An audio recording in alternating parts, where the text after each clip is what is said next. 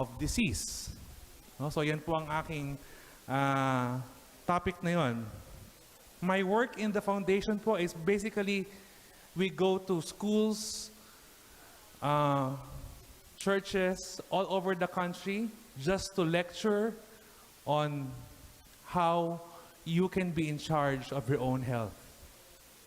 I know that in this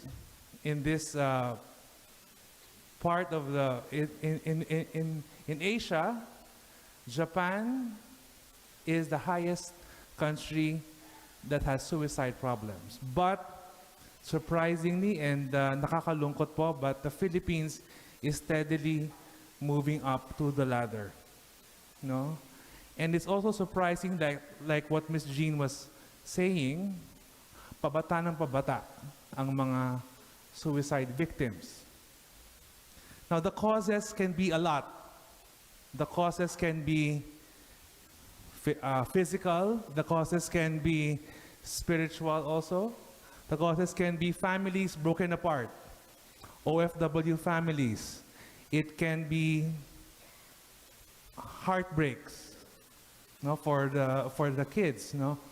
But later, another doctor, Dr. Ron, will explain on how depression affects each and every one of us, no matter what age you are, no matter what status in society you are, mayaman ka man o mahirap, babae, lalaki, we all can be a victim or susceptible to suicide and to depression.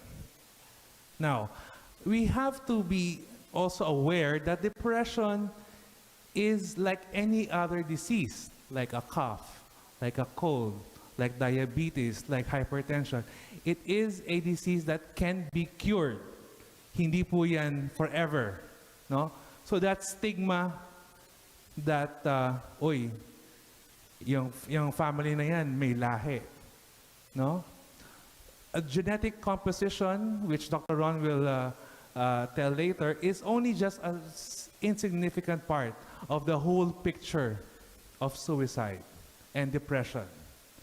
So what I am offering for you today is how food can heal you, and what foods to eat and what foods not to eat that can cause depression. A personal experience po, my journey. Before I was around 360 pounds.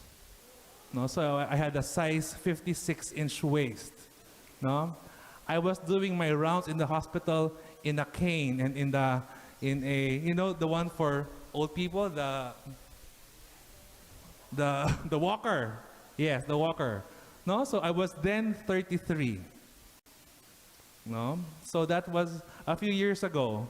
Now I had this realization if I was taking a lot of medicines, by the way, 10 to 15 kinds of drugs, no, drugs that were accessible to me as a doctor.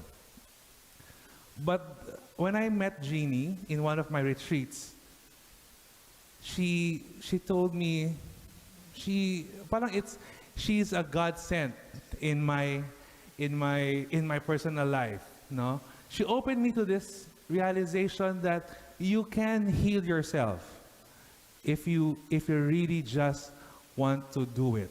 Well, this is why this is now what I am doing all over the country.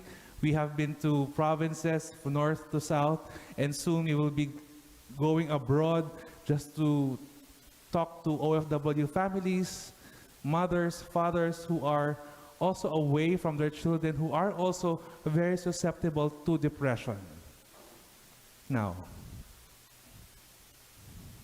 my work as an endocrinologist, by the way, first, do you know what an endocrinologist is? It is a doctor studying hormones. No, hormones. Hormones are systems, enzymes. These are chemicals in our body that secretes from our brain to your kidneys, to your pancreas, to your even the ovaries and testes. These are the things that control your moods. No? So too much of a hormone, kung mas marami yung pinaproduce ng hormone ng isang organ